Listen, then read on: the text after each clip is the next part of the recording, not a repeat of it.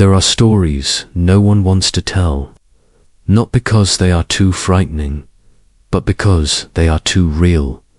In a shadowed corner of European history, where faith was forged with heated iron, and chastity was something you could lock in place, a single name still echoes beneath cold stone. Barbara. No one knows exactly when she was born, only that she was buried incomplete. Some say her grave holds no skull, that her tongue is missing, and that those who hear her tale feel their lips dry, as if blood had turned to dust. Barbara was no witch. She cast no spells. She cursed no one. And yet she committed a sin that could not be forgiven. She believed in something she was not allowed to believe, and she kept her chastity for an invisible ideal. Her father called it shame. The townsfolk called it madness. The church called it heresy, and so she was locked away. Not in a dungeon beneath the ground, but high above it, where only birds, clouds, and prayers could reach. A tower without doors, a body untouched, a voice slowly disappearing. But that was only the beginning, because there are beliefs that when trapped too long begin to burn. Barbara was born to a nobleman, a landholder of modest power but fierce temper. His name has been lost, swallowed by the centuries, but his legacy survives in whispers and unease. In his household, fear was a rule as firm as the stones in the courtyard. The estate stood far from the capital, built on the edge of hills where sunlight thinned into haze. The villagers rarely saw the girl, but they spoke of her in passing, like a distant star whose light never reached them. She lived behind walls first, as a daughter of privilege, then as a prisoner of shame. In her youth, Barbara had been promised to a man of high birth, a soldier with blood on his hands and oil in his voice. The match was arranged with coins, cattle, and silence, but the girl resisted. She asked questions no one would answer. She refused to be touched, and she listened too closely to the traveling preachers who spoke not of Rome, but of love, light, and God without form. What began as defiance soon turned into something else. When her father saw the cross she had scratched into the wall of her room, not a Latin cross, but one from the Eastern Rite Sea, knew the disease had taken hold. In his mind, belief was a fire, and women were made of dry wood. He did not beat her. He did not cast her out. No, he locked her away. He ordered a tower built, higher than the oaks that lined the valley, with no staircase and only one narrow window facing east. It took 2 seasons to finish. The townsmen who labored on it were forbidden to ask who it was for. They called it the Spire of Silence and left it alone once the mortar dried. When it was done, she was led in under cover of night. A ladder was raised, a priest was present, and food was carried in with baskets on ropes. Then the ladder was burned. From that day on, Barbara lived above the world, watched by no one but the sky. The tower became her universe. Cold stone underfoot, wind in the cracks, and a single view of a faraway church, spire never to be entered, never to be part of Dot. She was not starved. She was not tortured, but she was forgotten. There was no mirror, only a copper basin. She watched her face change in it as seasons shifted. Her hands grew thin. Her voice, once used for hymns and laughter, began to fade into silence. Her tongue still worked, but with no one to speak to, it lost its rhythm. At first, she prayed, then she wept, then she dreamed.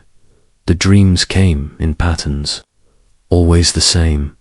A white-robed figure with no face, whispering with a voice like cracking wood.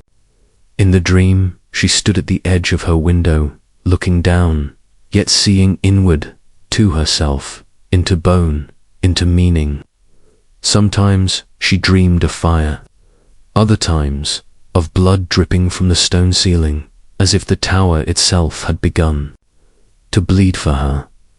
And yet she never broke. What others called punishment, she called purification. Her body remained untouched, her faith unshaken. She took the pain as ritual. She embraced the hunger in her belly as a fast, not a torment. She counted the days by scratching the stone wall with broken nails. When storms came, she stood in the wind. When snow fell, she let it gather in her hair. And when the birds cried at dawn, she whispered psalms into the wind. Her voice cracked, but still alive. Below, her father ruled in silence.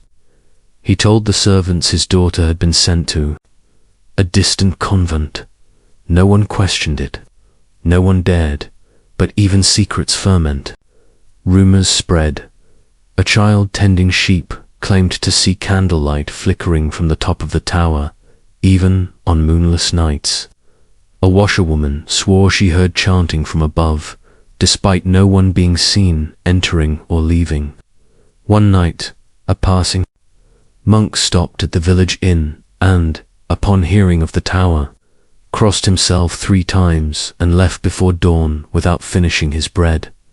Whispers returned to the estate, and in time, to the church.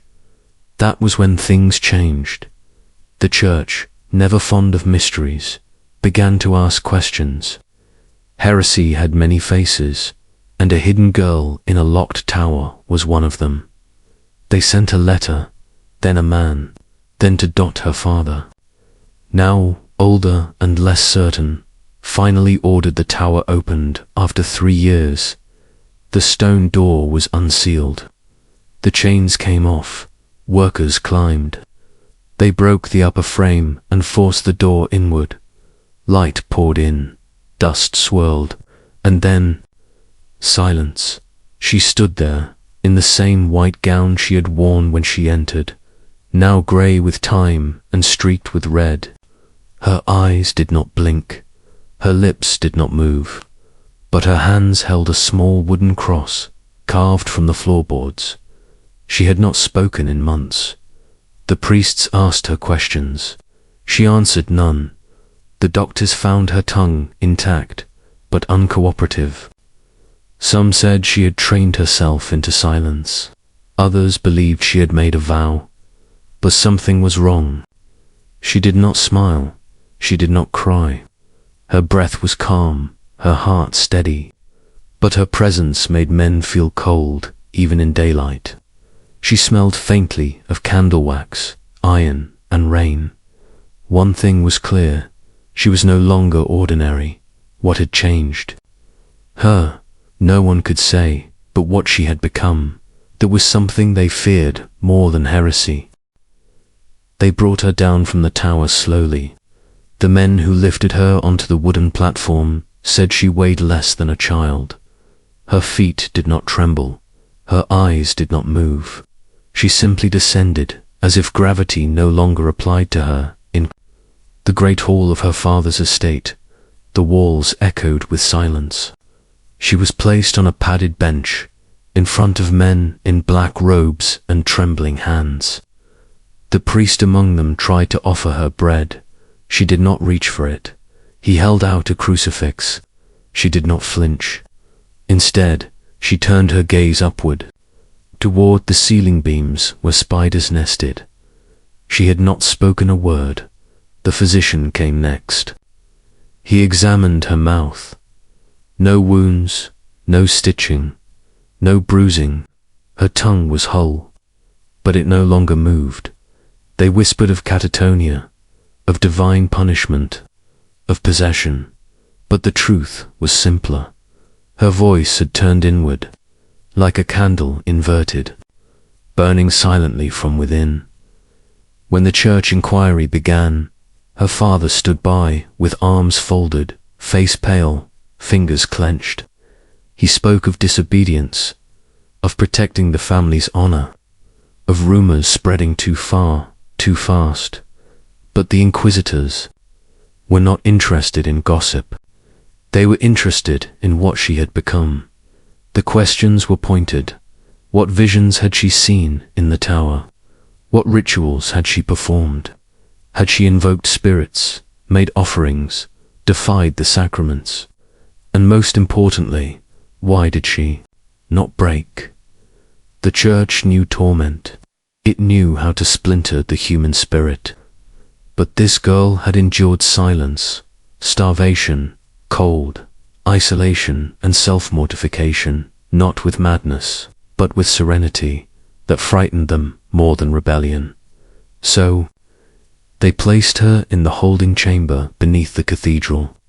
Stone walls, iron door, a single cross carved into the ceiling.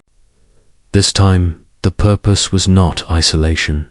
It was observation. They fed her. She ate little. They prayed aloud. She closed her eyes. They read scripture, shouted, demanded, pleaded.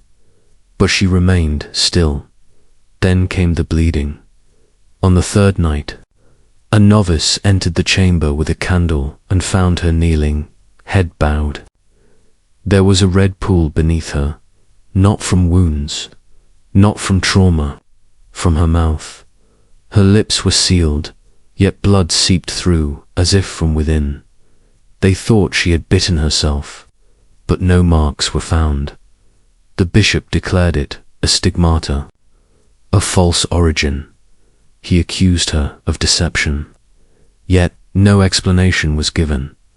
The next morning, when they tried to wash the stone floor, the water turned pink and the stain returned by dusk. They began to fear her in the days that followed. She was taken before the tribunal. The hall was filled with clergy, scribes, and quiet men in armor. Barbara stood at the center, eyes sunken but steady. Her hair had grown long, tangled with dust and ash.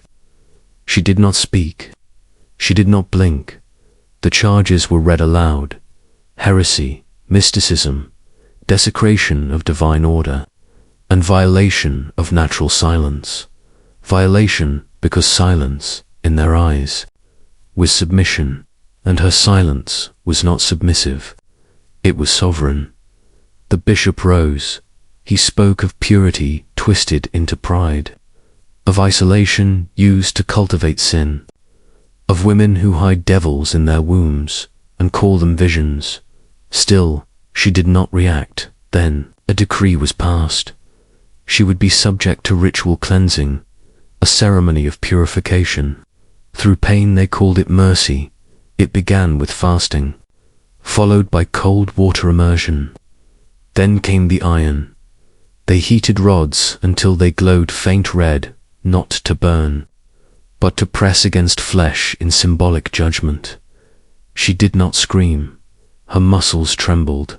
Her skin blistered, but her eyes never looked away, and when it was done, she was returned to her cell weak, burned, but unbroken.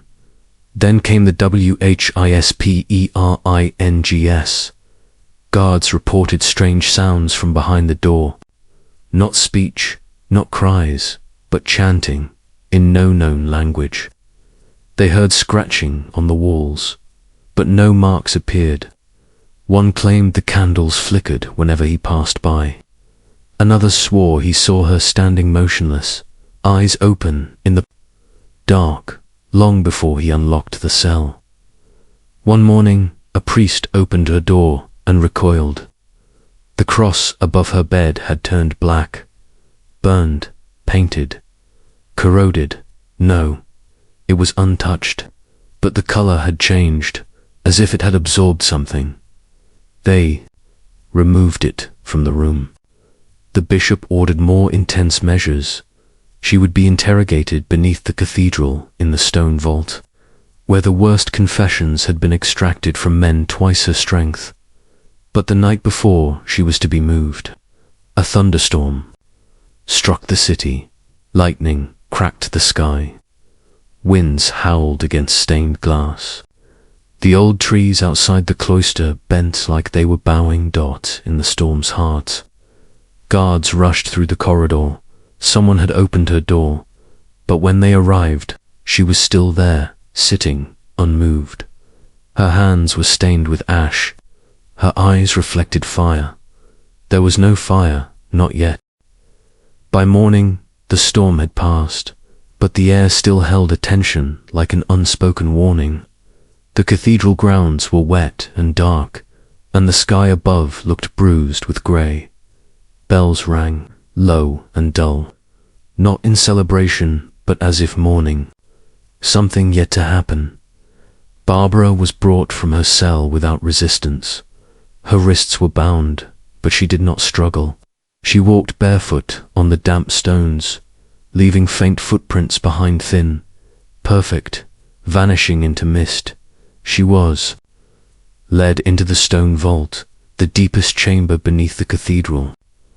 A place meant not for reflection, but for unraveling. There were no windows, no candles, only oil lamps along the walls.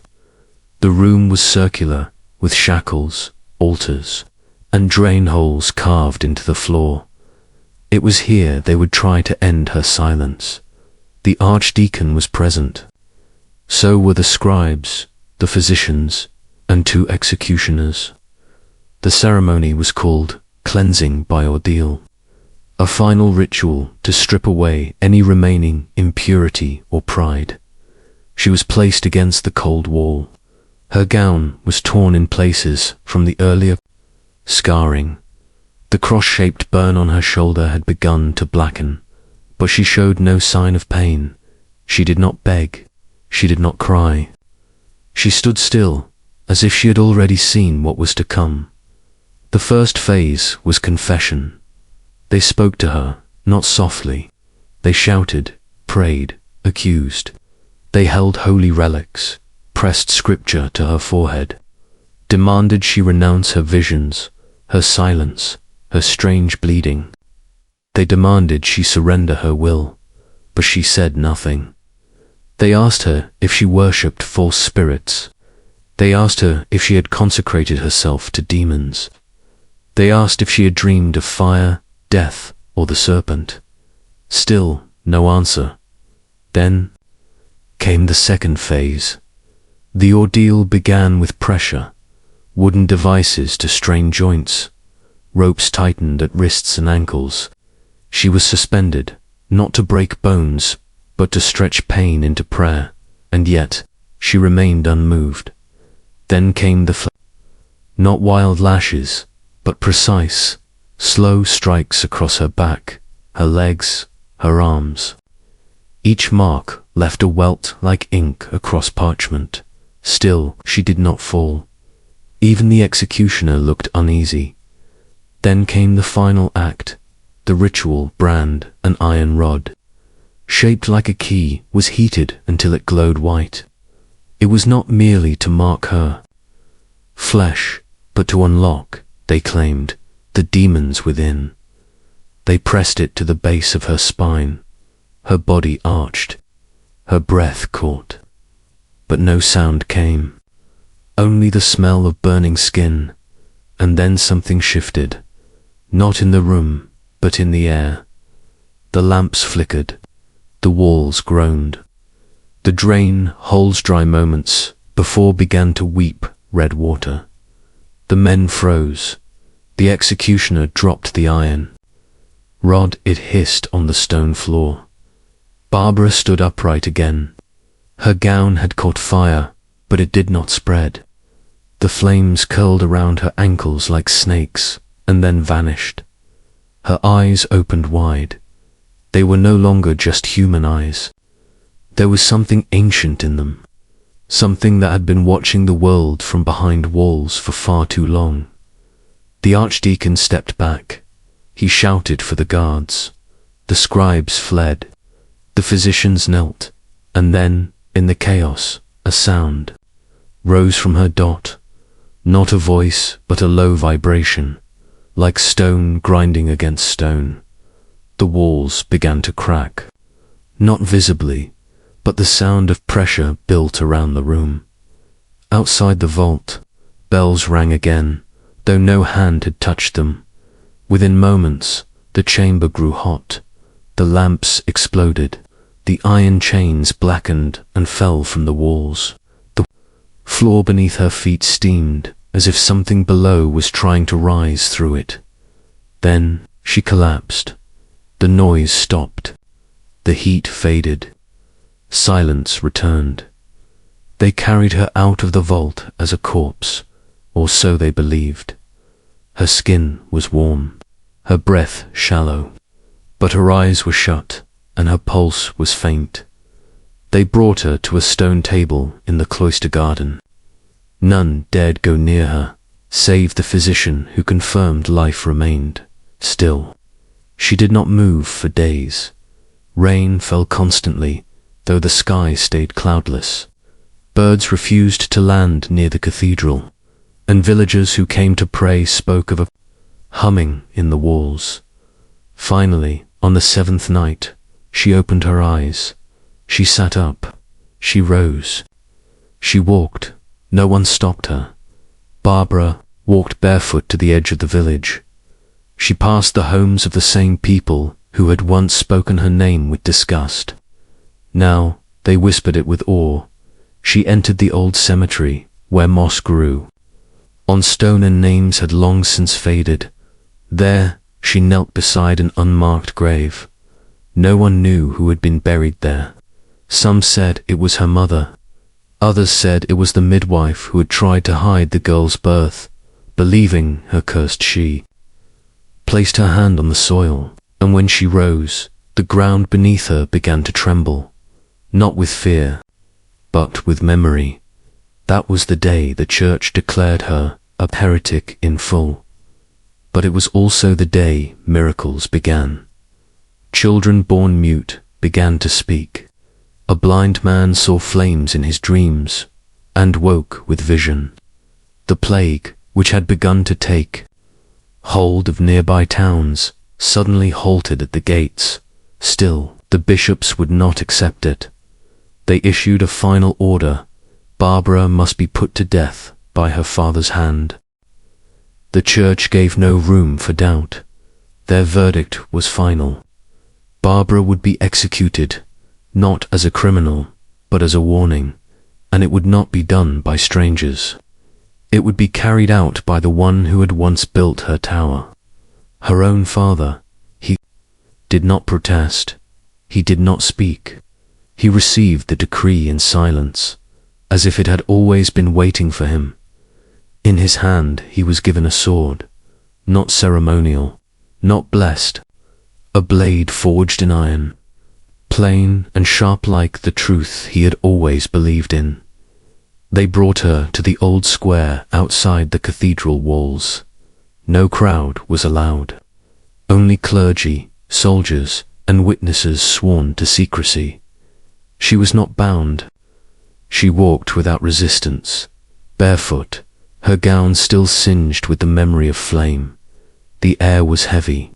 The sky was still, and time, for a moment, refused to move. She stood before her father, on the same stones where generations of men had taken oaths, spilled blood, and burned witches. But she was no witch. No one dared say that aloud. She looked at him not in hatred, nor in pleading, only with a gaze that seemed to stretch backward through time, like she was seeing the boy he once was, before cruelty became law. He lifted the sword. His hands did not tremble, but the wind began to rise as the blade moved. Thunder cracked, not from the sky, but from beneath the earth. The moment the steel touched her flesh, a flash of light tore across the horizon. The air split. The tower where she had once lived exploded from within, its stones bursting outward like shattered bones. The sword fell from his hand. His mouth opened, but no sound came. Barbara's body hit the ground, but she did not bleed. Instead, the earth bled for her. From beneath the stones, a dark red seeped upward, not thick like blood, but warm, like wine warmed by fire. It spread in a perfect circle around her body. The witnesses fell to their knees. One soldier began to weep without knowing why. The sky opened then. Rain poured in sheets, washing nothing clean, and her father he did not move. He stood as if carved in iron, staring at what he had done, at what he had been forced to believe, and at what, in the end, he had become. By nightfall, he was dead. They found him beside her body, arms stretched toward her in some last, unseen prayer. But his lips were blackened, his eyes turned inward, his tongue was missing. Some said the sword had punished him. Others claimed divine retribution. The church, however, said nothing. The records stopped. Her name was removed from official documents. The order of execution was burned. The tower's ruins were swept into the earth and left to rot. But the people remembered. They buried her where the tower had stood, a grave of stone and silence. No inscription, no blessing, but for years after, flowers grew there in winter, and no snow ever stayed on her grave. Children left tokens, locks of hair, small crosses carved in wood. Women came in secret to kneel and say no words, only tears. And men who had once scoffed at her name began to light candles when the wind howled too long through the trees. The land began to change. Storms grew more violent. Crops failed in places where lies had been spoken. And in one village, a church bell rang every night at the same hour. Barbara had died, though the tower had long since fallen. The church sent no more inquiries. In time, she became legend, but never a saint. No church dared name her. No altar bore her likeness. No painting captured her eyes. And yet, her story survived in the mouths of those who never wrote it down. They told it by firelight, in stables, on the edges of forest paths. They told of the girl who had been locked away for her belief, of the tower with no door, of the blood that came without wound, of the silence that refused to die, and of the father who raised a sword only to fall beneath a thunder that had no sky. Years passed, then decades, and still her grave remained, untouched by frost, untouched by time. The land around it grew wilder, as if nature had taken her side. Trees leaned toward the soil where she had been buried. Birdsong fell silent near. Dusk, as though something was listening. No records of Barbara existed in the cathedrals anymore. The inquisitors were reassigned. The clerics who had seen her in the vault grew old, and most died quietly in their beds, some clutching crosses, others clawing at the dark, but none of them spoke of what they'd witnessed. They carried her silence with them into the grave. Still, the people remembered. It began with a woman, old, hunched, eyes clouded with time, who claimed she saw Barbara in a dream. In it, the girl stood barefoot in a burned gown, holding no cross, only ash. She did not speak. She simply placed her hands on the old woman's chest, and the pain she had carried for 30 years vanished. The villagers dismissed it as grief, until others began to have the same dream. Men who limped began walking. A child born without voice sang in her sleep. A man who had lost both sons to plague woke one night with hands blackened by soutane, found his fields blooming out of season. The church sent riders. The riders did not return. Then came the storm. It struck in late autumn, when the ground was still dry. The skies darkened like ink spilled over parchment. Lightning struck not trees, but steeples. Wind howled in voices too human to be mere weather. The village chapel cracked in half, its altar split, and a fire began to burn inside the sanctuary but did not consume the wood. only the scriptures. When the smoke cleared, only one thing remained, untouched, a single wooden carving, shaped like a woman kneeling in prayer, with a chain around her waist and eyes closed in peace. No one claimed to have carved it. No one could move it. It stayed there for years, even after the village was abandoned. Historians later dismissed it all. They called it folklore. They called it mass hysteria. They called it peasant superstition and trauma passed down like lullabies. But they never found the tower. Its stones were never unearthed.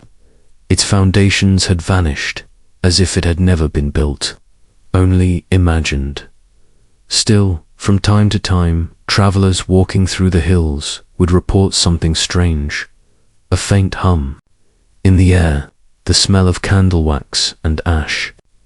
And once, just once, the outline of a woman in white standing atop an invisible staircase.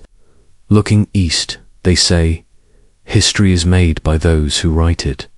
But some stories write themselves, not in books, not on walls, but in the bones of the land, and in the silence that refuses to be erased. Barbara's name was forgotten by the church, but the earth still speaks it, in the thunder that comes without rain, in the fire that burns but leaves no smoke, and in the silence that falls over the fields on the night of her death, year after year, not with mourning, but with memory. And now, centuries later, her story lingers like the outline of smoke in morning sun. We tell it not to scare, but to remember, to remind ourselves how far we've come and how far we once fell. In Barbara's world, silence was control. In ours, it can be peace. She was locked in a tower because she dared to think. Today, we speak freely, share freely, question freely, often without fear of chains, or fire, or fathers turned executioners. She bled without wounds, suffered without voice, and died without mercy, all for believing differently, all for holding her ground. And yet now, many live their entire lives without ever fearing judgment for what they believe, or who they are, or what they choose. The cold stone walls that once bound women in shame and secrecy have crumbled. Not everywhere, but in more places than ever before. We do not walk barefoot through cold cathedrals. We do not kneel in ash, begging to be heard by men who will never listen. We speak, we write, we choose, and even though the world is still far from perfect, it is worth pausing, worth whispering, worth remembering Barbara, so we may look around and say, I am lucky to be alive now. I am lucky to be free. Let her silence remind us never to stay silent when it matters. And let her forgotten tower remind us that even the strongest walls will fall when truth is patient, and memory refuses to die.